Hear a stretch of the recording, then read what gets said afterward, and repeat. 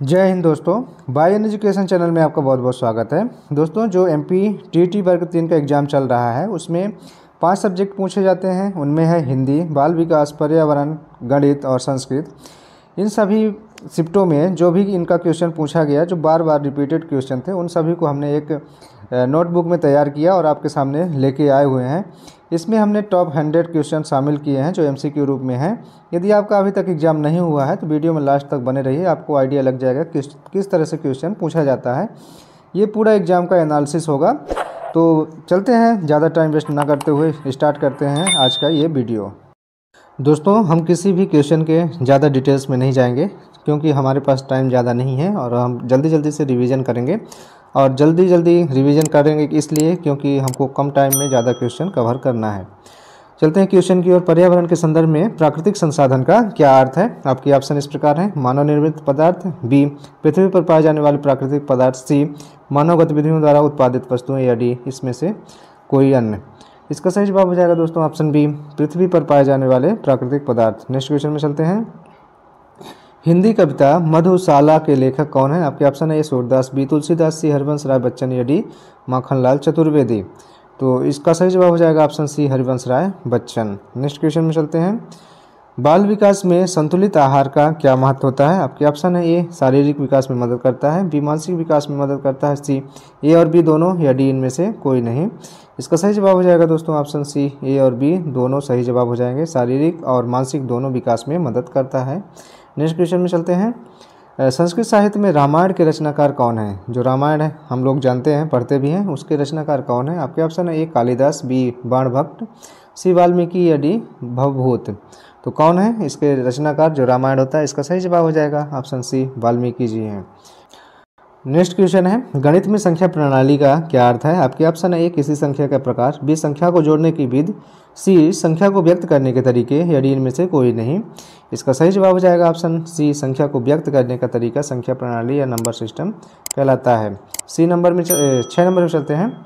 पर्यावरण संरक्षण में पुनर्नवीकरण का क्या महत्व है? जो पुनर्नवीकरण होता है उसका क्या महत्व होता है पर्यावरण में, आपको बताना है। आपके ऑप्शन है ऊर्जा की बचत करना, बी प्रदूषण में कमी, सी प्राकृतिक संसाधनों का संरक्षण, या डी इनमें से सभी। तो इसका सही जवाब हो जाएगा ऑप्शन डी, इनमें से सभी। नेक्स्ट क्वेश्चन है। हिंदी में काव्य शास्त्र का अध्ययन किससे संबंधित है? आपके ऑप्शन है ए गद्य से, बी कविता से, सी नाटक से, या डी उपन्यास से। किससे संबंधित है? इसका सही जवाब हो जाएगा ऑप्शन बी, कविता से संबंधित है। नेक्स्ट क्वेश्चन में चलते हैं। बालकों में समय प्रबंधन क्यों जरूरी है? जिसको हम टाइम मैनेजमेंट बोलते हैं, वो क्यों जरूरी होता है बालकों में? तो आपके ऑप्शन इस प्रकार हैं। ए ताकि वे खेल कूद सकें, बी ताकि वे पढ़ाई में ध्यान दे सकें, सी ताकि वे टीवी देख सकें, या डी ताकि वे ज़्यादा सो सकें। तो क्यों जरूरी है टाइम मैनेजमेंट? ऑप्शन बी इसका सही जवाब हो जाएगा, क्योंकि वे ज़्यादा पढ़ाई कर सकें, इसलिए टाइम मैनेजमेंट ज़्यादा जरूरी होता है। संस्कृत में संधि का क्या अर्थ होता है? आपके ऑप्शन है ए शब्दों का मिलान, बी संस्कृत के नियम, बी सी शब्दों का विश्लेषण, या डी शाब्दिक अर्थ। तो संधि का क्या अर्थ होता है संस्कृत में? इसका सही जवाब हो जाएगा ऑप्शन ए, शब्दों का मिलान संधि कहलाता है। नेक्स्ट क्वेश्चन में चलते हैं। गणित में वर्गमूल का प्रयोग किसके लिए किया जाता है? आपके ऑप्शन है ए गुणनफल के लिए, बी योगफल के लिए, सी विभाजन, या डी किसी संख्या का मूल ज्ञात करने के लिए। तो किसी संख्या का मूल ज्ञात करने के लिए वर्गमूल प्रयोग किया जाता है या पढ़ा जाता है। जैसे किसी संख्या का कोई संख्या है रूट के अंदर 100, तो इसका मूल संख्या क्या होती है हम लोग निकालते हैं, इसका मूल संख्या हो जाएगी 10। ये हमारी मूल संख्या है, इसी को ज्ञात करने के लिए हम वर्गमूल का प्रयोग करते हैं। नेक्स्ट क्वेश्चन में चलते हैं। पर्यावरणीय संकट के कारणों में कौन सा कारण प्रमुख है? आपके ऑप्शन है ए बढ़ती हुई जनसंख्या, बी प्राकृतिक आपदा, सी जलवायु परिवर्तन, या डी इनमें से सभी। इसका सही जवाब हो जाएगा दोस्तों ऑप्शन डी, इनमें से सभी कारण हैं जो पर्यावरणीय संकट में भाग लेते हैं या कारक हैं। नेक्स्ट क्वेश्चन में चलते हैं। हिंदी में दूसरी कविता का प्रमुख उद्देश्य क्या है? आपके ऑप्शन है ए सुंदरता को प्रदर्शित करना, बी समाज को जागरूक करना, सी मनोरंजन करना, या डी शिक्षा देना। तो जो हिंदी कविता में दूसरी कविता है उसका प्रमुख उद्देश्य है समाज को जागरूक करना, शिक्षित करना। नेक्स्ट क्वेश्चन में चलते हैं। बाल विकास में पढ़ाई का समय को कैसे संबंधित किया जाता है या करना चाहिए? आपके ऑप्शन है ए लंबा समय देना चाहिए, बी छोटा समय देना चाहिए, सी एक संतुलित समय सारणी बनानी चाहिए, या डी समय को अनियंत्रित छोड़ देना चाहिए। तो बताना है इसका सही जवाब क्या हो जाएगा ऑप्शन सी, समय को एक संतुलित सारणी बनानी चाहिए। ठीक है ना। इसका सही जवाब हो जाएगा एक संतुलित सारणी समय की बनानी चाहिए। नेक्स्ट क्वेश्चन में चलते हैं। संस्कृत में गीत और गीता में क्या अंतर है? जो गीत है और गीता दोनों में क्या अंतर होता है आपको बताना है संस्कृत में। आपके ऑप्शन है ए दोनों का अर्थ एक ही होता है, बी गीत एक संगीतकार द्वारा गाया जाता है जबकि गीता एक धार्मिक ग्रंथ होता है, और सी नंबर कह रहा है गीत कोई संगीत नहीं जबकि गीता केवल संस्कृत में होती है, या डी इसमें से कोई नहीं। आप सभी को इसका आंसर पता भी होगा। इसका सही जवाब हो जाएगा ऑप्शन बी गीत एक संगीतकार गाता है जबकि गीता एक धार्मिक ग्रंथ होती है। नेक्स्ट क्वेश्चन में चलते हैं। गणित में समांतर रेखाएं क्या होती हैं? आपके ऑप्शन ए वे रेखाएं जो कभी नहीं मिलती, और बी कह रहा है वे रेखाएं जो एक दूसरे से हर जगह मिलती हैं, सी वे रेखाएं जो एक ही बिंदु से निकलती हैं, या डी वे रेखाएं जो एक दूसरे के परस्पर खड़ी होती हैं। दोस्तों इसका सही जवाब हो जाएगा ऑप्शन ए ऐसी रेखाएं जो एक दूसरे से कभी नहीं मिलती वो समांतर रेखाएं कहलाती हैं, और चाहे उन्हें कितना भी बढ़ाया जाए एक दूसरे को कभी नहीं काटेंगे, और एक दूसरे के बीच में दूरी जो होती है बराबर रहती है। ठीक है। नेक्स्ट क्वेश्चन में चलते हैं। पर्यावरण संरक्षण में जल पुनर्चक्रण का क्या महत्व होता है? आपके ऑप्शन है जल की बचत करना, बी जल की गुणवत्ता में सुधार करना, सी पानी की उपलब्धता बढ़ाना, या डी इनमें से सभी। इसका सही जवाब हो जाएगा दोस्तों ऑप्शन डी इनमें से सभी। नेक्स्ट क्वेश्चन में चलते हैं। हिंदी साहित्य में चाहे जैसी कविता का अर्थ क्या है? चाहे जैसी कविता जो है उसका क्या अर्थ होता है? आपके ऑप्शन है ए बहुत सरल कविता, बी बहुत कठिन कविता, या सी व्यक्तिगत भावनाओं को व्यक्त करने वाली कविता, या डी कोई विशेष प्रकार की कविता। तो जो चाहे जैसी कविता है वो किस प्रकार की कविता है? इसका सही जवाब हो जाएगा ऑप्शन सी यह एक व्यक्तिगत कविता है। ठीक है ना। इसका सही जवाब क्या है? ऑप्शन सी ये व्यक्तिगत भावनाओं को व्यक्त करने वाली यह एक कविता है, और इसका मेन उद्देश्य है जो व्यक्ति होते हैं उनके भावनाओं को व्यक्त करना और उसको अच्छी तरह से समझना। नेक्स्ट क्वेश्चन में चलते हैं। बालकों के लिए सामाजिक शिक्षा का क्या उद्देश्य होता है? आपके ऑप्शन है ए बच्चों को किताबों से पढ़ाना, बी बच्चों को सामाजिक व्यवहार सिखाना, सी बच्चों को खेल कूद में मदद करना, या डी बच्चों को मनोविज्ञान सिखाना। तो इसका सही जवाब हो जाएगा सामाजिक शिक्षा का क्या उद्देश्य होता है? इसका सही जवाब हो जाएगा ऑप्शन बी बच्चों को सामाजिक व्यवहार सिखाना। सामाजिक शिक्षा का मुख्य उद्देश्य ही यही है कि सामाजिक व्यवहार बच्चों में जागृत हो और नियम और संस्कार इनके अंदर उपस्थित हो सके। ठीक है ना, ताकि वे अच्छे नागरिक बाद में बन सकें आगे चल के। नेक्स्ट क्वेश्चन में चलते हैं। संस्कृत में प्रत्यय का क्या अर्थ होता है? आपके ऑप्शन है ये संस्कृत और हिंदी में ज़्यादा अंतर होता नहीं है। ठीक है, तो इसका ऑप्शन है कोई सूचक या संकेत, बी किसी शब्द का रूपांतरण, किसी शब्द की व्याख्या, या डी किसी विशेष घटना का वर्णन। प्रत्यय का क्या मतलब है संस्कृत में? इसका सही जवाब हो जाएगा ऑप्शन बी किसी शब्द का रूपांतरण जो है प्रत्यय कहलाता है संस्कृत में। ठीक है, प्रत्येक जो प्रत्यय होता है किसी शब्द का रूपांतरण या एक प्रत्यय के माध्यम से शब्द का नया रूप बनाना ही प्रत्यय कहलाता है। जैसे हम प्रत्यय लगा देते हैं, लास्ट में प्रत्यय लगता है ना, किसी शब्द के लास्ट में लग के वह नया रूप बना देता है किसी शब्द का। नेक्स्ट क्वेश्चन में चलते हैं। गणित में घनमूल का क्या उपयोग होता है? आपके ऑप्शन है ए किसी संख्या का गुणनफल ज्ञात करना, बी किसी संख्या का शुद्ध रूप ज्ञात करना, और सी किसी संख्या का मूल ज्ञात करना, या डी किसी संख्या के घन का पता लगाना। तो घनमूल से हम क्या करते हैं? इसका सही जवाब हो जाएगा ऑप्शन सी किसी भी संख्या का मूल ज्ञात करना, चाहे वर्गमूल हो या घनमूल। हम घनमूल या वर्गमूल का उपयोग तभी करते हैं जब हमको मूल संख्या का पता लगाना होता है। अब जैसे हमारा क्या होता है, जैसे 27 लिखा है और इसमें घनमूल, घन का मतलब 3 टर्म्स होते हैं, उसके 3 बार वो संख्या आई होगी जो मूल संख्या होगी। तो इसमें से हमारी मूल संख्या क्या निकल के आती है? 3 निकल के आती है, क्योंकि हम इसमें लगातार 3 बार उसी संख्या का आपस में गुणा कर देंगे तो हमारा निकल के आएगा 27। मूल संख्या हमारी क्या हो जाती है? 3 हो जाती है। इसलिए हम कहते हैं कि जो वर्गमूल होता है या घनमूल वो मूल संख्याओं को प्राप्त करने के लिए प्रयोग में लिया जाता है। नेक्स्ट क्वेश्चन में चलते हैं। पर्यावरण के संदर्भ में कार्बन फुटप्रिंट का क्या अर्थ होता है? आपके ऑप्शन है ए धरती पर उगने वाली वनस्पतियां, बी किसी वस्तु या संगठन द्वारा उत्सर्जित कार्बन का कुल मात्रा, सी केवल औद्योगिक प्रदूषण, या डी किसी क्षेत्र में जंगलों की संख्या। तो जो कार्बन फुटप्रिंटिंग होता है उसका क्या उद्देश्य होता है, क्या अर्थ होता है? इसका सही जवाब हो जाएगा ऑप्शन बी इसका सही जवाब हो जाएगा किसी व्यक्ति या संगठन द्वारा उत्सर्जित कार्बन की कुल मात्रा कार्बन फुटप्रिंट कहलाता है। नेक्स्ट क्वेश्चन में चलते हैं। हिंदी साहित्य में प्रेमचंद का योगदान किस रूप में था? जो प्रेमचंद कवि थे उनका योगदान हिंदी साहित्य में किस रूप में माना जाता है? इसका सही जवाब हो जाएगा दोस्तों ऑप्शन बी, उपन्यास और कहानी लेखक के रूप में प्रेमचंद माने जाते हैं। अगले क्वेश्चन में चलते हैं। बालकों के लिए शारीरिक विकास में क्या भूमिका है? जो शारीरिक विकास होता है बालक का, उसका क्या भूमिका होती है? इसका ऑप्शन कौन सा सही जवाब हो जाएगा?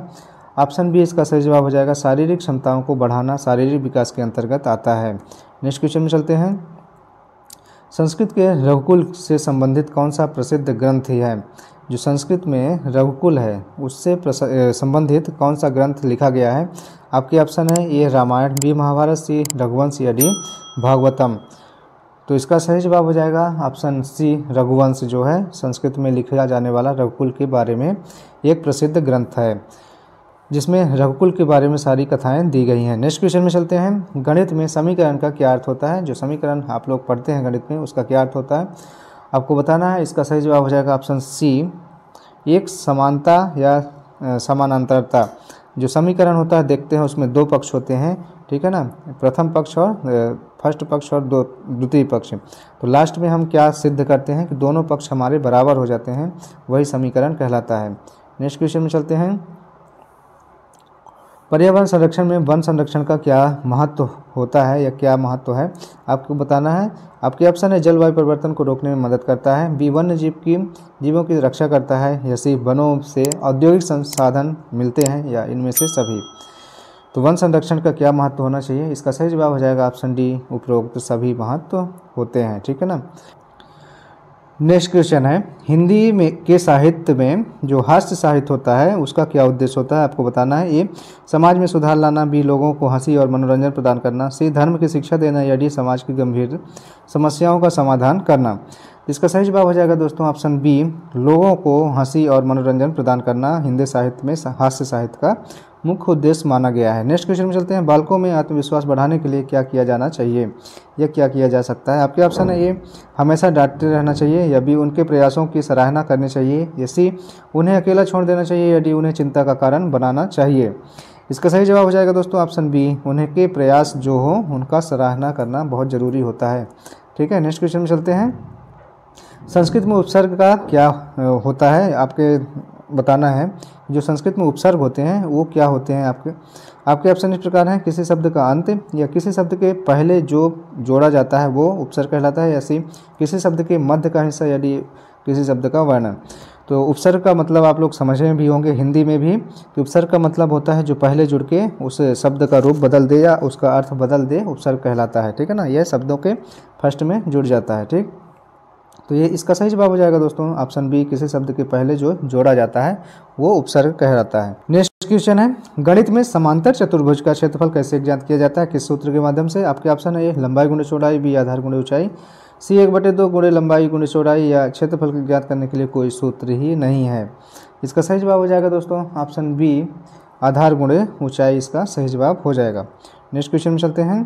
पर्यावरण संरक्षण में जलवायु परिवर्तन के प्रभाव क्या हो सकते हैं? आपके ऑप्शन है प्राकृतिक संसाधनों की कमी, बी बाढ़ और सूखा, सी जैव विविधता में कमी, या डी उपरोक्त सभी। तो क्या हो सकते हैं इसका सही जवाब? ऑप्शन डी इसका सही जवाब हो जाएगा। आप इसका सभी ऑप्शन सही होंगे। नेक्स्ट क्वेश्चन में चलते हैं। हिंदी साहित्य के प्रसिद्ध कवि निराला जो हैं सूर्यकांत त्रिपाठी निराला जी का असली नाम क्या है? तो आपको मैंने बता भी दिया, इसका सही जवाब हो जाएगा सूर्यकांत त्रिपाठी, इसका ऑप्शन डी सही जवाब हो जाएगा।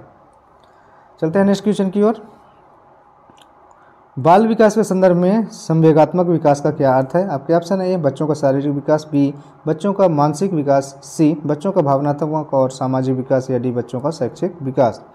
तो जो संवेगात्मक विकास है उसका क्या अर्थ होना चाहिए? इसका सही जवाब हो जाएगा ऑप्शन सी, बच्चों का भावनात्मक और सामाजिक विकास दोनों इसमें शामिल होंगे।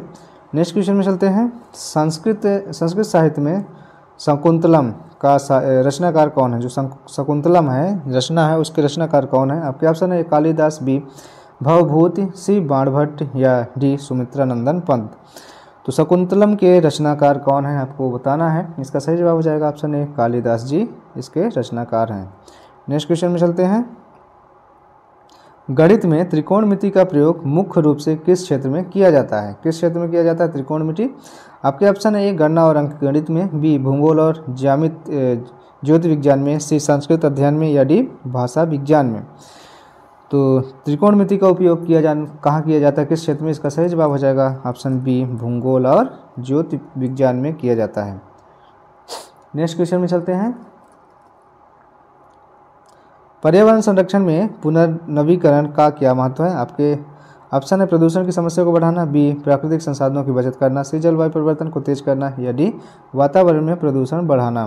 तो पुनर्नवीकरण का क्या मतलब हो जाएगा यहाँ, इसका सही जवाब हो जाएगा ऑप्शन बी प्राकृतिक संसाधनों की बचत करना। नेक्स्ट क्वेश्चन में चलते हैं। हिंदी साहित्य में साहित्य आलोचना का क्या उद्देश्य होता है? आपके ऑप्शन ए साहित्य का अध्ययन करना, बी साहित्य की खामियों और गुणों पर विचार करना, सी केवल कविता और नाटक लिखना, या डी साहित्य का व्यावसायिक दृष्टिकोण से मूल्यांकन करना। तो साहित्य आलोचना का मतलब एक तरह से होता है बुराई करना।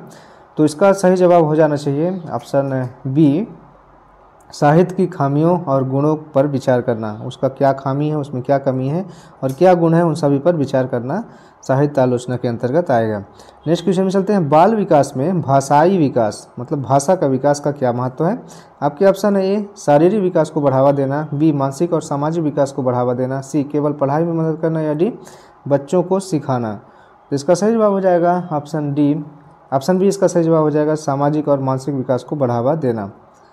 नेक्स्ट क्वेश्चन में चलते हैं। संस्कृत में विपरीत उपसर्ग का क्या अर्थ है? आपके ऑप्शन हैं ऐसा उपसर्ग जो शब्द के अर्थ को बदल देता है, बी एक शब्द का एक विशेष रूप, या सी एक प्रकार का संज्ञा, या डी किसी शब्द का मूल रूप। तो क्या होता है, इसका सही जवाब हो जाएगा ऑप्शन ए। इसका सही जवाब हो जाएगा ऑप्शन ए ऐसा उपसर्ग जो शब्द के अर्थ को बदल देता है क्या कहलाता है? विपरीत उपसर्ग कहलाता है। नेक्स्ट क्वेश्चन में चलते हैं। गणित में बीज गणित का प्रयोग मुख्य रूप से किस लिए किया जाता है? आपके ऑप्शन है ए जटिल समस्याओं को हल करने के लिए, बी केवल जोड़ने और घटाने के लिए, सी केवल गुणा और भाग के लिए, या डी गणना करने के लिए। इसका सही जवाब हो जाएगा दोस्तों ऑप्शन ए जटिल समीकरण को हल करने के लिए। नेक्स्ट क्वेश्चन में चलते हैं। पर्यावरण में जैव विविधता का क्या महत्व है? आपके ऑप्शन है केवल वन्य जीवों की रक्षा, बी पारिस्थितिक तंत्र को संतुलित करना, या सी मनुष्य की शारीरिक स्वास्थ्य में सुधार, या डी केवल जलवायु परिवर्तन को रोकना। इसका सही जवाब हो जाएगा ऑप्शन बी पारिस्थितिक तंत्र को संतुलित रखना। नेक्स्ट क्वेश्चन में चलते हैं। हिंदी साहित्य में छायावाद के प्रमुख कवि कौन थे? आपके ऑप्शन है सुमित्रा नंदन पंत, बी सूर्यकांत त्रिपाठी निराला, सी मैथिली शरण जी, या डी उपरोक्त सभी। तो कौन थे छायावाद के कवि? इसका सही जवाब हो जाएगा ऑप्शन डी उपरोक्त सभी थे। ठीक है, छायावाद में सभी कवि अपना योगदान दिए थे। नेक्स्ट क्वेश्चन में चलते हैं। बालकों में सामाजिक कौशल का विकास क्यों महत्वपूर्ण है? आपको बताना है। आपके ऑप्शन है ताकि वे केवल खेल खेल सकें, या बी ताकि वे अपने विचारों को व्यक्त कर सकें, सी ताकि वे दूसरों के साथ मिलजुल कर काम कर सकें, या डी वे केवल पढ़ाई में ध्यान दे सकें। तो सामाजिक कौशल से क्या उभर के आता है बच्चों में? इसका सही जवाब हो जाएगा ऑप्शन सी। इसका सही जवाब हो जाएगा वे दूसरे के साथ मिलजुल कर काम कर सकते हैं। सामाजिक कौशल में यही फायदा होता है बच्चों में। नेक्स्ट क्वेश्चन में चलते हैं। संस्कृत साहित्य में उत्तरा रामचरित का रचनाकार कौन है? उत्तरा रामचरित जो है, एक रामचरित है और एक उत्तरा रामचरित, उसके रचनाकार कौन है आपको बताना है। इसका सही जवाब हो जाएगा भास जी। भास जी जो हैं उत्तरा रामचरित के रचनाकार माने जाते हैं, और ये जो है महाकाव्य के आधार पर रचित है। ठीक है ना, जो उत्तर रामचरित है ये महाकाव्य के आधार पर रचित काव्य है। ठीक है, चलते हैं नेक्स्ट क्वेश्चन में। गणित में त्रिकोण के कोण का योग कितना होता है? जो त्रिकोण होता है उसके कोण का योग कितना होता है? आप लोग पढ़े भी हैं। इसका सही जवाब हो जाता है 180 अंश। जो त्रिकोण जैसे त्रिभुज है इसके तीनों कोण का योग कितना होता है? 180 अंश। आप लोग पढ़े भी हैं, होता है। नेक्स्ट क्वेश्चन है। पर्यावरण में कचरा प्रबंधन का क्या महत्व होना चाहिए? आपके ऑप्शन है प्रदूषण को बढ़ाता है, बी कचरे का सही निपटान करता है और पर्यावरण को स्वच्छ करता है, सी कचरे को जलाने से हवा को शुद्ध करता है, या डी कोई महत्व नहीं होता। कचरा प्रबंधन का मुख्य उद्देश्य ही है कि कचरा को एक व्यवस्थित जगह पर रखना जहां से प्रदूषण कम हो सके और कचरे का निपटान भी हो सके। इसका सही जवाब हो जाएगा ऑप्शन बी। नेक्स्ट क्वेश्चन में चलते हैं दोस्तों। हिंदी साहित्य में उदित काव्य का क्या अर्थ है? उदित काव्य का क्या अर्थ है आपको बताना है। आपके ऑप्शन है कोई नया काव्य, बी साहित्य का आलोचनात्मक अध्ययन, सी एक प्रकार का गद्य लेखन होता है, या डी एक निश्चित प्रकार की कविता होती है। तो उदित काव्य क्या है? इसका सही जवाब हो जाएगा ऑप्शन ए कोई नया काव्य। उदित काव्य, उदित मतलब उदित होना। नेक्स्ट क्वेश्चन में चलते हैं। बाल विकास में संचार कौशल को कैसे बेहतर किया जा सकता है। संचार कौशल मतलब बातचीत करने का कौशल हो गया या किसी के सामने पेश आने का कौशल, ये सभी कौशल कैसे विकसित किए जा सकते हैं। आपके ऑप्शन ए बच्चों को केवल लिखने के लिए प्रेरित करना, बी बच्चों से सही ढंग से संवाद करना, सी बच्चों को टीवी दिखाना, या डी बच्चों को अधिक समय अकेले बिताने के लिए छोड़ देना। तो किस तरह से उनमें संचार कौशल का विकसित होगा। इसका सही जवाब हो जाएगा ऑप्शन बी, बच्चों को सही ढंग से संवाद करना या बच्चों से सही ढंग से बात करना, उसी से उनके संवाद कौशल में बढ़ोतरी होगी या संचार कौशल बढ़ेगा। ठीक है ना। नेक्स्ट क्वेश्चन है, संस्कृत में समास का क्या अर्थ है। आपके ऑप्शन है एक संज्ञा, बी दो या दो से अधिक शब्दों का मिलान, सी यह एक विशेष प्रकार का वचन है, या डी यह एक शब्दों का रूपांतरण है। तो दो से अधिक शब्दों का, दो या दो से अधिक शब्दों का मिलान ही क्या कहलाता है, समास कहलाता है। अब चलते हैं आज की वीडियो का लास्ट क्वेश्चन देख लेते हैं। गणित में गुणनखंड का क्या महत्व होता है। आपके ऑप्शन है ए वह संख्या जो किसी अन्य संख्या को विभाजित करती है, बी वह संख्या जिससे किसी संख्या को गुणा किया जा सकता है, बी सी कह रहा है किसी संख्या का भाग, या डी किसी संख्या का योग। तो इसका सही जवाब क्या हो जाएगा, आप सभी को पता है। ऑप्शन ए इसका सही जवाब हो जाएगा, वह संख्या जो किसी अन्य संख्या को विभाजित करती है गुणनखंड कहलाती है।